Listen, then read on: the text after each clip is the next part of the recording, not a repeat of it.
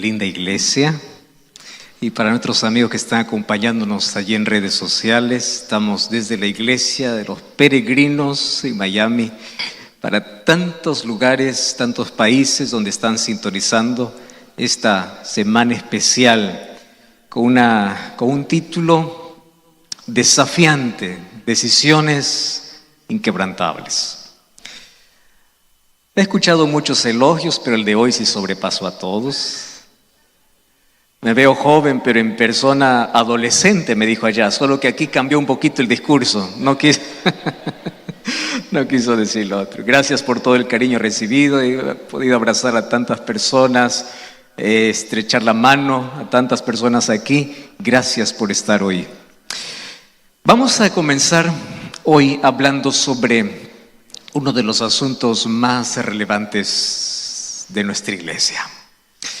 Y como ya oramos, vamos a abrir la Biblia. Y antes permítanme hacer una brevísima introducción sobre la importancia, no mía, ni siquiera como iglesia, sino de Jesús que le dio a este tema. Yo estuve revisando un poco en los evangelios cuál sería la mayor preocupación de Jesús antes de ir a la cruz.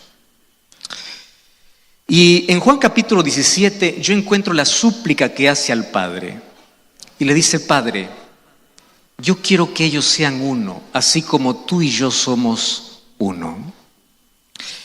Porque Jesús sabía que el pueblo que le seguiría estaría tan firme en la palabra que la palabra los haría inamovibles. Pero había un espacio donde Satanás podía aprovechar, y es dividiéndolos, causando problemas internos para poder dividir no la doctrina, sino los miembros de iglesia a través de doctrinas equivocadas. Y aquí yo encontré un asunto interesante.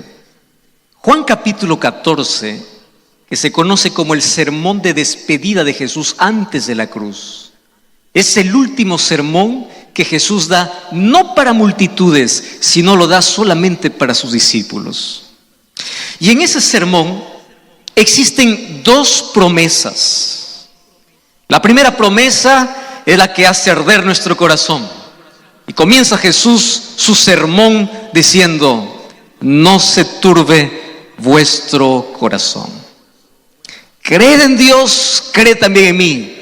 En la casa de mi Padre hay muchas moradas. Voy a preparar lugar, vendré otra vez. Esa es la promesa de su regreso, que quería colocarle en el corazón de los discípulos y de todos los seguidores, la que haría que nuestro esfuerzo, nuestra motivación, nuestro despertar cada día tenga sentido, porque al despertar todo cristiano debe decir: ¿cómo quisiera que Jesús regrese hoy? Y la promesa de la segunda venida. Pero existe una segunda promesa, descuidada. Y digo descuidada porque poca importancia se le da. Ustedes saben que en Juan capítulo 14 existe la promesa de otra venida. Primero, la venida de Jesús. Y segundo, la venida del Consolador. ¿Quién era ese Consolador? El Espíritu Santo. ¿Cuál es la garantía que Jesús me da de que Él va a volver por segunda vez? Porque ha pasado tanto tiempo y puede ser que en el transcurso del tiempo las cosas vayan enfriando. El fuego, el fervor, la entrega del comienzo vaya perdiéndose, vaya diluyéndose en el tiempo. Pero ¿qué cosa me garantiza que Jesús viene por segunda vez? Es que Él ya cumplió la promesa de la venida del Consolador. Entonces, Jesús dijo: yo vendré otra vez, pero antes de que yo venga a este mundo por segunda vez, os enviaré ¿a quién? Al Espíritu Santo. Y hay dos cosas que me garantizan la venida de Jesús. La primera es su primera venida al nacer y morir. Y la segunda es que del último sermón ya una promesa está cumplida: el Espíritu Santo. Eso me garantiza que Él vuelve. Pero aquí viene un asunto interesante. Cuando se habla del Espíritu Santo, ha surgido tantas hipótesis e ideas extremadamente fantasiosas creadas por la mente humana. Yo comencé mi ministerio siendo profesor, y una de las cosas más desafiadoras para poder enseñar especialmente a mentes de adolescentes es colocarles en ellos la idea o el concepto correcto de algunos principios, y uno de ellos, por ejemplo, era cómo muestra el Espíritu Santo. Y cuando a ustedes les digo cuál es la primera imagen que ustedes tienen del Espíritu Santo, cada uno va a tener la suya, porque cada uno tiene un concepto diferente. Cuando yo les digo imagínense cómo es Jesús, para algunos Jesús tiene el cabello largo, otros cabello corto, para unos ojos azules, otros ojos negros, cara redonda, cara larga. Cada uno tiene una imagen de acuerdo a lo que vio o le enseñaron. ¿Y cuál es la imagen que tenemos del Espíritu Santo? La imagen del Espíritu Santo siempre recordamos por símbolos, como una paloma, como fuego, como aire, y por allí surgen ideas extrañas. Es energía, es electricidad, tiene una manifestación diferente. El Espíritu Santo no es una persona, el Espíritu Santo es el mismo Padre, es el mismo Jesús. Tantas cosas allí. Y eso ha hecho que los cristianos de este siglo no le den tanta importancia al Espíritu Santo. Porque tú no puedes convivir o tú no puedes relacionarte con alguien que no sabes quién es. Y si no se conoce el Espíritu Santo, pues ¿para qué me relaciono con Él? ¿Para qué voy a pedir algo que no sé quién es, no sé cómo es, no sé qué existe? Y cada vez hay una menos intención del cristiano en buscar a Dios y específicamente el Espíritu Santo. Y por tantas ideas que surgen allí, unos negando la presencia del Espíritu Santo, otros dando forma al Espíritu Santo. Y créanme, este es uno de los temas más complejos de poder enseñar. Yo estuve allí buscando mucha información sobre el Espíritu Santo. Aquellos que acompañan Biblia Fácil, yo desarrollé una serie de 15 temas hablando solo del Espíritu Santo. 15 horas solo del Espíritu Santo. Y aún así el tema quedó todavía abierto para muchos otros temas. Pero hoy yo quiero resumir todo eso diciendo lo que las Sagradas Escrituras dicen. El Espíritu Santo no es una fuerza, no es una energía, no es ni siquiera los símbolos, porque los símbolos son apenas representaciones para conocer un poquito de ese Dios de amor. Es como Jesús dice, es la puerta, pero yo no me imagino a Él como una puerta. Jesús dice, yo soy el buen pastor, pero es una imagen. Él dice, yo soy el pan de vida, pero no es pan. Así es que el Espíritu Santo dice que es como paloma, pero no es paloma. El Espíritu Santo dice que es como fuego, pero no es fuego. Son apenas símbolos. Entonces, ¿quién es el Espíritu Santo? Resumiendo todo, el Espíritu Santo es una persona divina. Pero ahí entra en un problema. ¿Cómo es una persona divina? No lo sé. Cuando yo te hago una pregunta y te digo así, ¿cómo imaginas una persona? Lo primero que tú imaginas es, una persona es alguien que tiene ojos, nariz, boca, labios, es una persona. Y desde allí parte nuestro concepto equivocado del Espíritu. Porque nosotros, ¿qué cosa creemos? ¿Cómo será el Espíritu? El Espíritu Santo tendrá ojos, nariz, boca, porque si es persona, no. El Espíritu Santo es una persona divina. ¿Y por qué es una persona divina? Porque para que alguien sea identificado persona, necesita tener 3 características. Primera característica que hace a los seres humanos personas singulares. Número 1, tiene capacidad de voluntad, decisión, decide. Número 2, una persona tiene emociones. Y número 3, una persona es inteligente. Ahora fíjense una cosa, Dios hizo al ser humano imagen y semejanza. ¿Qué cosa le dio? Inteligencia. ¿Qué cosa le dio? Emociones. ¿Qué cosa le dio? Capacidad de ejercer su voluntad. Eso hace de una persona. Porque si tú me dices, una persona es alguien que tiene ojos, nariz y boca, un mono tiene ojos, nariz y boca y no es persona.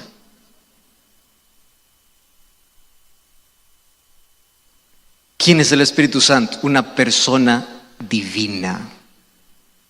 Y el único de los 3, hablando del Padre, Hijo y el Espíritu Santo, que es parecido por ser semejante al ser humano en todo, menos en pecar, es Jesucristo. Pero del Padre y del Espíritu Santo, la Biblia solo dice es una persona divina. Y cuando hablamos del Espíritu Santo, tiene todos los atributos de Dios Padre y Dios Hijo y todo, y eso podemos hablar extensamente, pero aquí voy al punto que quiero mostrarles. Antes de ir Jesús dijo: yo vendré, pero antes viene el Espíritu Santo. Y ustedes, cuando van a Hechos capítulo 1, van a encontrar una cosa impresionante. Cuando Jesús sube para el cielo, ¿saben qué es el último tema que Jesús toca? La venida del Espíritu. Y los discípulos allí están preocupados, le dicen: Señor, tú vas a reconstruir y restaurar nuestro reino. Y Jesús dice: eso no les compete a ustedes, dejen los tiempos para el Padre, pero vendrá el Espíritu Santo. Lo último que Jesús dijo a sus discípulos es: esperen el Espíritu, esperen el Espíritu, esperen el Espíritu. Él les dará poder, con Él podrán predicar al mundo, estremecer el mundo, transformar el mundo. No es su capacidad, no es su tecnología, no es el poder, no es su intelecto, es el poder del Espíritu, porque Él los guiará. Ahora, qué interesante, el último tema que Jesús toca antes de ir al cielo es el Espíritu Santo. Recibiréis poder. ¿Y saben qué cosa más me fascina? Es que en Mateo capítulo 24 Jesús presenta 7 parábolas para poder decirnos cómo el cristiano se prepara para la venida de Jesús. Hay por allí muchas teorías. Para prepararse para la venida de Jesús hay que hacer esto. No, Jesús mostró 7 cosas en 7 parábolas, de los cuales se pueden resumir en las 3 más grandes parábolas narradas en Mateo 24, Mateo 24 y Mateo 25. Mateo 24 habla de las señales, Mateo 25 habla de cómo estar preparado. Y la primera parábola que habla Jesús en Mateo 25, ¿de qué se trata? ¿Recuerdan ustedes? ¿Cuál es la primera parábola? Las 10 vírgenes. Presenta las señales de su venida. Esto ocurrirá antes de que yo regrese. Pero antes de que yo regrese, ustedes necesitan estar preparados. Y ahí está la diferencia del creyente y de aquel que no lo es. El creyente, ante los sucesos que acontecen en el mundo, no está alarmado, sino está preparado. Todos se alarman, el cristiano se prepara. Todos se asustan, el cristiano dice: ya sabía que esto venía. El cristiano no anda asustado, el cristiano anda preparado porque tiene luz. Y esa luz Dios nos mostró. Entonces las señales nos dicen cuánto puede faltar, cuánto tiempo falta. Pero el capítulo 25 dice: ustedes necesitan estar preparados. Y Jesús me explica que para estar preparados para su venida, yo necesito 3 acciones específicas. Y cuando hablo de acciones, esto puede asustar a muchos. ¿Por qué? Porque la salvación es por gracia. Y gracias a Dios que es así. No es por todo lo que yo pueda hacer, es por la gracia de Dios. Pero no confundas: la gracia que salva es la gracia que transforma. Tú puedes ir a Jesús como estás, pero Él nunca te deja como llegaste. La verdadera gracia transforma. Y si la gracia no te transforma, no es gracia. Porque nadie podrá llegar al cielo teniendo el carácter que tuvo por la deformidad del pecado. Llegaremos siendo transformados por la gracia de Dios. ¿Recuerdan al hijo pródigo? El hijo pródigo, cuando fue a la casa del padre, él no dijo: voy a bañarme, voy a cambiarme. No, él fue maloliente, pestilente, oliendo a cerdo, con su miserableza, sucio. El Padre lo recibe, porque es así como Dios lo recibe. Dios no quiere que tú hagas algo para ir a Él. Él quiere que vayas como estás, con tu inmundicia, con tu vida como estás. Pero muchos se confunden. Jesús me acepta como estoy, pero cuando Él me abraza, yo sigo como estoy. Allí no funciona así. Jesús me puede abrazar con el mal olor de pecado. Jesús me puede recibir con la inmundicia de pecado. Pero después que me abraza y me recibe como soy, ¿qué cosa dice? Cámbienlo, vístenlo, pónganle un anillo, vamos a hacer fiesta, báñenlo, porque la gracia que recibe para perdonar es la gracia para transformar. Ahora, ¿saben qué es interesante? Ese trabajo es el trabajo del Espíritu. El Espíritu Santo trabaja en 2 direcciones. Primera dirección: de afuera para adentro, para convencer. Porque el único capaz de convencer de pecado es el Espíritu Santo. Las personas podemos convencer de muchos asuntos, menos de pecado. Así que cuando una persona dice, yo tengo necesidad de Dios, yo estoy convencido, estoy arrepentido, no es palabrería, no es predicación, no es convicción humana, es el poder del Espíritu trabajando. Pero muchos solamente han permitido que el Espíritu Santo les convenza, pero no los convierta. Y hay una tremenda diferencia entre estar convencido y estar convertido. Muchos están convencidos y no convertidos. ¿Saben por qué? Porque no entendieron la obra del Espíritu Santo. ¿Y qué cosa me enseña Jesús? 3 acciones, no se olviden. Primera acción, parábola de las 10 vírgenes. 10 esperando al novio. Eso era normal en la cultura de Jesús. Las novias le esperaban en su casa. El novio venía y la novia salía acompañada por 10 señoritas más hasta la casa del novio, que era la casa del padre, donde comenzaba la fiesta. La fiesta duraba más o menos una semana y durante toda esa semana pues había fiesta, algarabía. Ahora en la parábola, las 10 que son invitadas responden el llamado, las 10 se bañan, las 10 se visten, las 10 aceptan, pero de las 10 hay una diferencia. 5 los llama prudentes y 5 insensatas. Presten atención, las 10 vírgenes no son buenas ni malas, simplemente son prudentes e insensatas. Dentro del pueblo de Dios no podemos decir quién es bueno y quién es malo, porque eso lo determina Dios. Lo que podemos evidenciar es prudente o insensato. ¿Y cuál es la diferencia entre un prudente o insensato? No es la lámpara. ¿Cuál es la diferencia? El aceite. ¿Qué es la lámpara? Salmo 119, 105, ¿qué cosa dice? Lámpara es a mis pies tu palabra, lumbrera mi camino. Zacarías capítulo 4, haciendo referencia al Espíritu Santo, dice que es como el aceite. Entonces, el pueblo de Dios, los seguidores de Jesús, tendrían 2 características que los haría singulares en el mundo. Primera característica, la palabra. Y segunda característica, el Espíritu. Ahora van a repetir. ¿Cuál es la primera característica del pueblo de Dios? Número 1, más fuerte. Número 1, número 2, número 1, número 2, número 1, número 2. Y ahora estamos en una crisis. ¿Por qué razón? Porque muchos que creen ser parte del pueblo de Dios ya no estudian la palabra ni creen más en la palabra. ¿Ustedes saben cuánta gente hay que coloca sus sentimientos por encima de la palabra? Hoy la gente ya no dice si es Dios la Biblia que está de acuerdo. Dice, yo siento. Los sentimientos están por encima de los principios.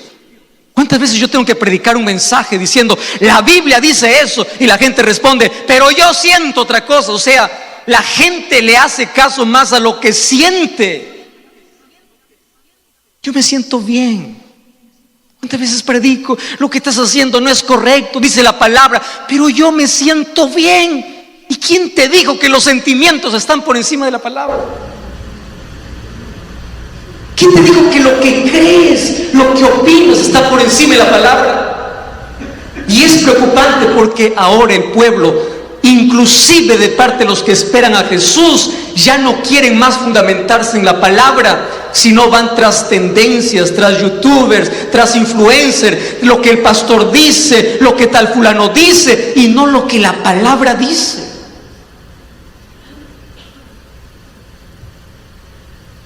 Y si es que no tenemos la base sólida en la palabra, ¿qué esperanza hay de tener aceite? Si no tenemos la palabra en la mano y en el corazón, si no dedicamos tiempo para la palabra, ¿qué esperanza hay para buscar al Espíritu? Mas estas 10 vírgenes tenían por lo menos todas las lámparas. La diferencia entre una y otra es simple: el aceite. Y siendo el aceite el Espíritu Santo, yo quiero decirles aquí el resumen de mi mensaje de hoy. Dentro de la iglesia hay 2 tipos de creyentes: creyentes que tienen conocimiento y creyentes que tienen experiencia real con Cristo. Hay gente que conoce profecías pero no conoce a Jesús. Hay gente que conoce doctrina pero no conoce a Jesús. Hay gente que conoce la Biblia pero no conoce a Jesús. Hay gente que conoce la iglesia pero no conoce a Jesús. Hay gente que puede conocer bien textos de memoria, pero no conoce a Jesús, porque el conocimiento de Jesús viene a través de la experiencia que tengo con Él mediante la palabra en oración, pero es por el Espíritu Santo. Es Él quien me conduce. Y ustedes saben que el conocimiento es tan necesario, pero el conocimiento sin experiencia real con Dios es hipocresía. ¿Ustedes saben cuánto sabían los fariseos de las Escrituras? Mucho. ¿Y qué cosa dijo a los fariseos Jesús? Sepulcros blanqueados. Conocimiento es necesario, pero conocimiento sin experiencia real con Dios es hipocresía.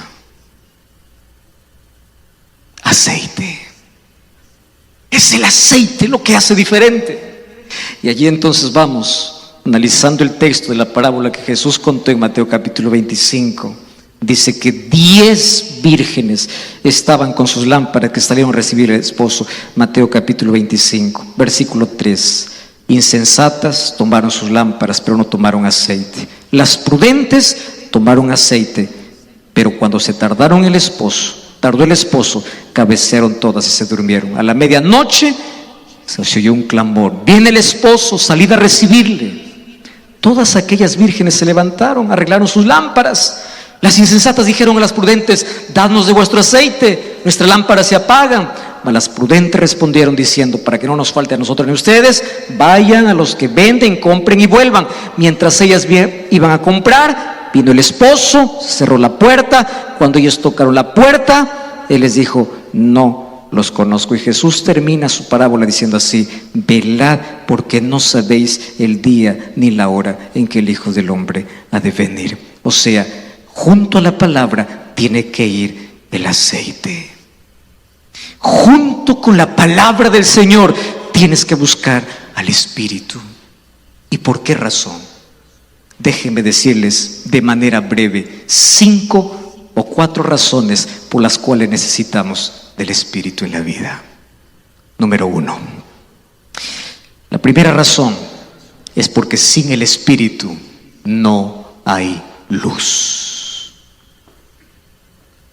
Ustedes se acuerdan del mensaje que Jesús dio en el Sermón del Monte, Mateo capítulo 5, versículo 14. Jesús dijo: vosotros sois la luz del mundo.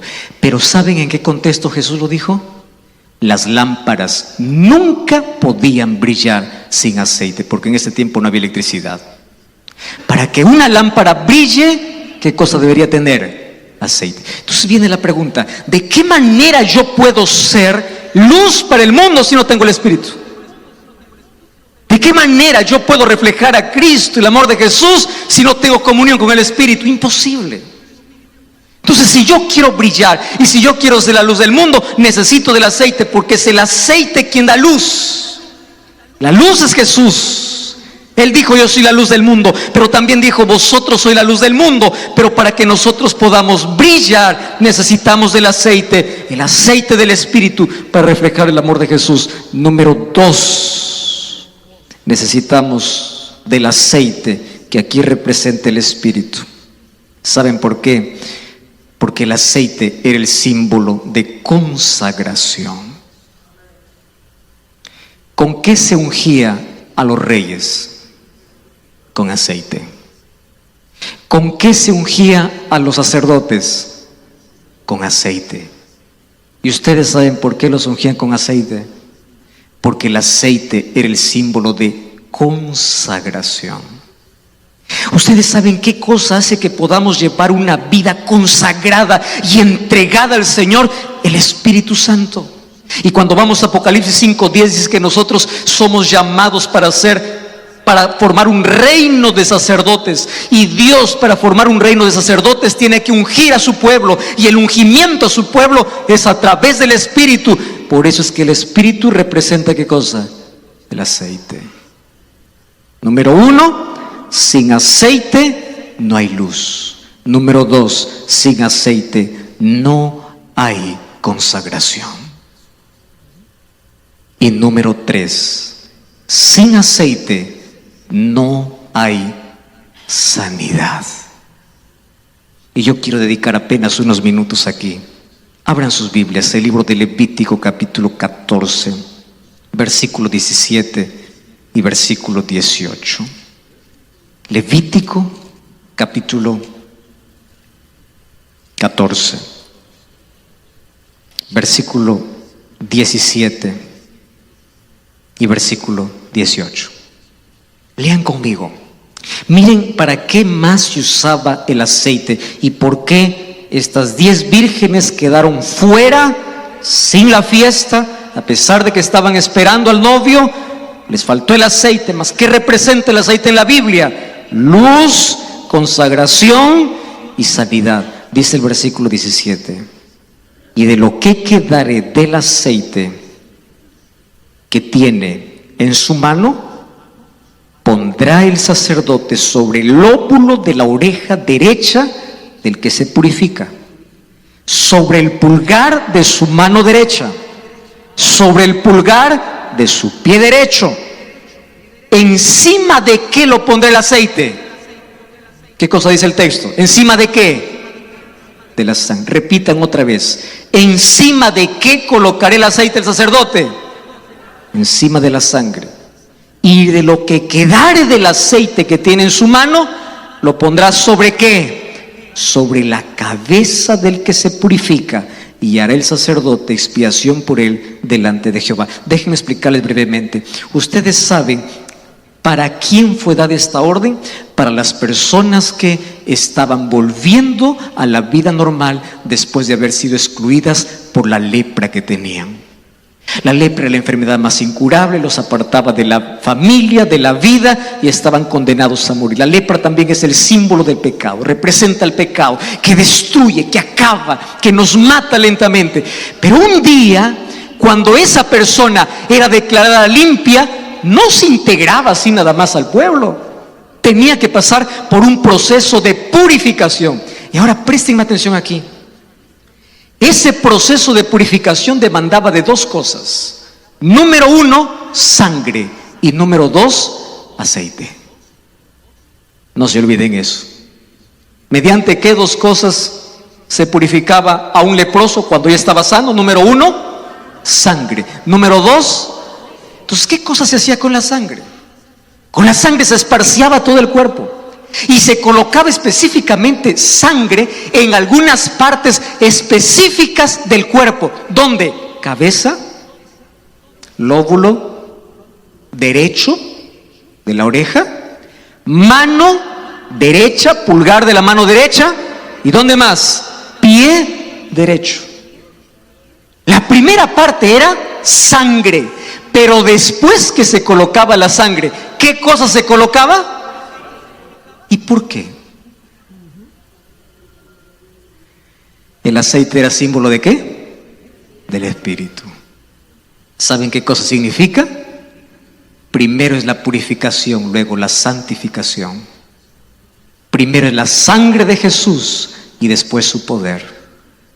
Su poder nos libra del pecado, nos da poder sobre el pecado, pero para eso Él tiene que ungirnos. ¿Y por qué tiene que colocar el aceite sobre la cabeza? La cabeza es el símbolo de decisiones. Si tus decisiones son guiadas por emociones y no por el Espíritu, estás condenado al fracaso. La única manera de poder tomar decisiones correctas en la vida es permitir que la sangre de Jesús y el aceite del Espíritu pueda cubrirnos. La decisión inquebrantable comienza cuando somos ungidos por Dios y Él coloca su sacrificio y coloca su Espíritu y lo coloca en la cabeza, limpia nuestra mente para poder saber a dónde vamos, para no caer más en el pecado. Número 2, coloca sobre el oído. ¿Qué representa el oído? Obediencia. Yo ya te purifiqué, coloco el aceite sobre el oído porque ahora tienes que obedecer, tienes que escuchar, tienes que obedecer. ¿Por qué coloquen la mano? Porque la mano es símbolo de acción, de servicio, y el Espíritu Santo lo que te lleva es a ser dadivoso, a ser generoso, a ser luz para los demás. Acciones positivas, acciones semejantes al de Jesús. ¿Quién hace eso? El Espíritu Santo. ¿Y por qué en el pie? Pie es símbolo de caminar derecho, caminar por las sendas de la vida. Y mira cómo funciona. Cuando un leproso era purificado, primero se colocaba sangre, pero luego aceite.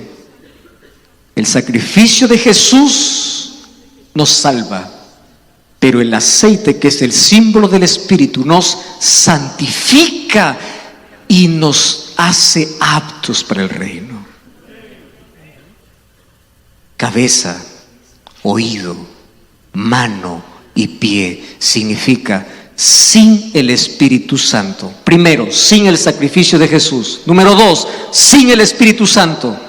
No importa cuán limpio parezcas, continúas en la lepra del pecado. ¿Cuántos han aceptado el sacrificio de Jesús en sus vidas? ¿Y cuántos han pedido el aceite? Aceite. Entonces, solamente para recordarles, el aceite era necesario hasta aquí para 3 cosas. Número 1, ¿recuerdan? ¿Cuál era el número 1? Luz. Sin aceite no hay luz. Número 2, ¿qué cosa era? Muy bien. Y número 3, sanidad. Por eso necesitamos el Espíritu. Pero hay una cuarta. Y vamos una vez más al texto bíblico. La razón por qué necesitamos ser prudentes y por qué necesitamos del aceite del Espíritu en nuestra vida. Vamos al libro de Salmos, capítulo 45, versículo 7. Salmos 45, 7. Dice así: has amado la justicia y has aborrecido la maldad. Por tanto, te ungió Dios, el Dios tuyo. ¿Con qué te ungió? Con aceite. ¿De qué? De alegría, más que a tus compañeros. El ungimiento hecho con aceite, ¿qué cosa es lo que traía el cristiano? O aquí, en este texto, ¿qué cosa es lo que traía? Alegría. Entonces, no existe una vida cristiana llena de satisfacción en Cristo sin el Espíritu. La vida cristiana para muchos es la carga más pesada, porque solamente piensa en una lista de prohibiciones, cuando la vida cristiana tiene que ser un camino de satisfacciones. ¿Cómo es que yo puedo decir a las personas, alégrate en el Señor, si toda la vida me ven amargado? ¿Cómo yo puedo mostrar a un Dios que me dé esperanza si me hundo en la desesperación ante el primer problema? Entonces, ¿qué cosas el Espíritu? Trae armonía, equilibrio, alegría. Por eso es que el fruto del Espíritu, según Gálatas capítulo 5, es amor. Y lo primero que viene después del amor, ¿qué cosa es? Es alegría. Entonces, necesitamos del aceite por lo menos para 4 cosas importantes en nuestra vida. Y aquí voy a tomar un examen porque yo creo que han estado atentos en este mensaje. 4 cosas importantes. Vamos a hacer un resumen. La última preocupación de Jesús antes de ir al cielo es: reciban el Espíritu. El último mensaje de Jesús es: esperen el Espíritu. Él les dará poder, Él los guiará, Él los limpiará, Él convencerá de pecado. Él os hará recordar todas las cosas. El Espíritu Santo tendrá el control del remanente, del pueblo de Dios. Él los santificará. Pero ese Espíritu es necesario, porque sin el Espíritu habrá 4 cosas imposibles para todo cristiano. Número 1, sin aceite no se puede brillar. Sin aceite no hay luz. Y aquel que no anda en luz, ¿dónde está? En la oscuridad. Entonces, no importa cuántos años tengas en la iglesia, si no tienes el aceite y no brillas, sigues en oscuridad. Número 2, sin aceite no hay consagración. El ungimiento con aceite representa que yo soy separado, y cuando soy separado disfruto de las cosas que Dios tiene para mi vida. Porque yo fui separado. Inclusive mi vida va cambiando. Antes me gustaban las cosas del mundo.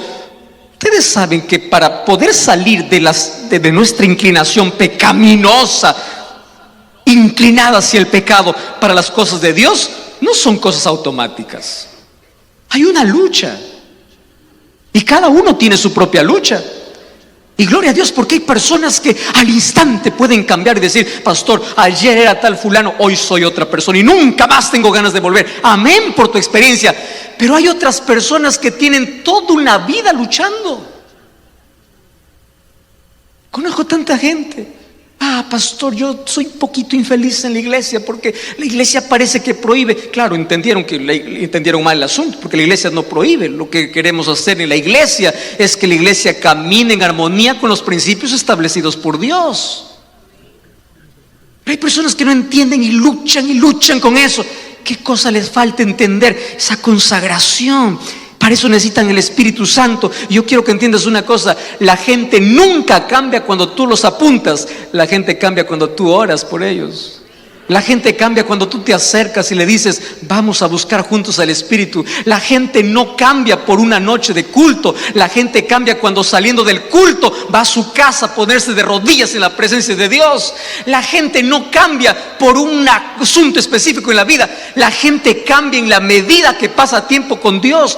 Por eso es que hay tanta gente que está 50 años en la iglesia con la vida de 50 años atrás, porque se conforman con un culto y se olvidan que la búsqueda del aceite y del Espíritu es todo momento, es todos los días, es toda la semana. Consagración. ¿Qué me consagra? ¿Qué hace diferente? ¿Qué rompe mi esclavitud? ¿Qué me hace separado para Dios? El Espíritu Santo.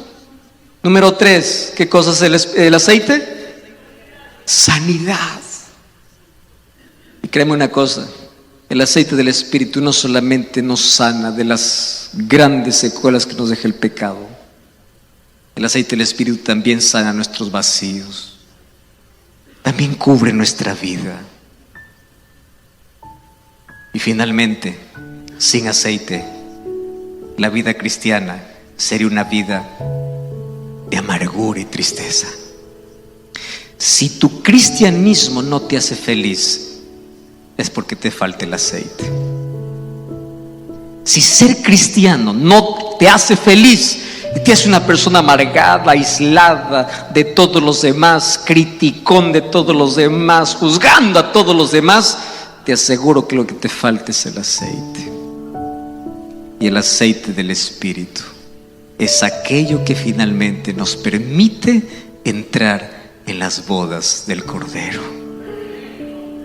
La gente, o las prudentes, entraron porque tenían 2 cosas en sus vidas. Número 1, lámpara, y número 2, el aceite. A mí me encanta cómo termina esta parábola. Y no me encanta por el final específicamente, sino por la manera como Jesús nos muestra. Y Jesús termina así: las que se fueron a comprar, cuando volvieron, ellas tenían la intención, ellas tenían el deseo, pero no tenían la experiencia. Cuando querían entrar a la fiesta, el esposo sale y le dice: ¿quiénes son ustedes? Ahora les hago la pregunta: ¿acaso ellas no habían estado esperando al esposo? ¿Por qué el esposo no les conoce? Y aquí viene la lección importantísima. No os conozco, apartaos de mí. ¿Y cuál es la lección que Jesús da? La lámpara es importante, pero estará completa cuando tiene aceite. Tu fundamento, tu creencia, tu fe debe estar en la palabra, pero solo estará completo cuando la palabra sea parte de tu experiencia conmigo. Porque de nada sirve recitar 100 versículos de la Biblia, pero vivir tan lejos de Dios. Ahora, ¿qué cosa es lo que Jesús me enseña? En Mateo capítulo 7 dice: muchos me dirán en aquel día, en tu nombre, en tu nombre, en tu nombre. ¿Y qué cosa yo les diré? Nuevamente, no los conozco. Ahora vamos a juntar las dos expresiones. ¿A quién les dijo no los conozco? Aquellos que no tenían el aceite. En Mateo capítulo 7, 21, Jesús dice: ¿a quién le dice no los conozco? Aquellos que hicieron cosas buenas. Usted revisa Mateo 7, 21, en tu nombre echamos fuera demonios, en tu nombre hicimos milagros. ¿Cosas buenas o no? Buenas. ¿Por qué Dios no los conoce? La razón es simple. Porque conocer a Dios no se trata del conocimiento intelectual, se trata de la experiencia diaria que tengas con Él. Y en la Biblia hay dos textos asustadores. Primer texto asustador está en Apocalipsis capítulo 21.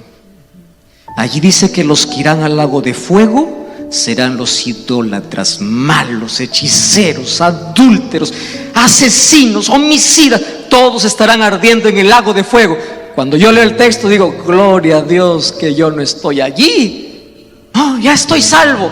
Pero cuando vamos a Mateo 7:21 dice: también los que hacen milagros, y también los que dicen Señor, Señor, también los que van a la iglesia, también los que cantan, les diré: no los conozco, apartaos de mí, hacedores de maldad.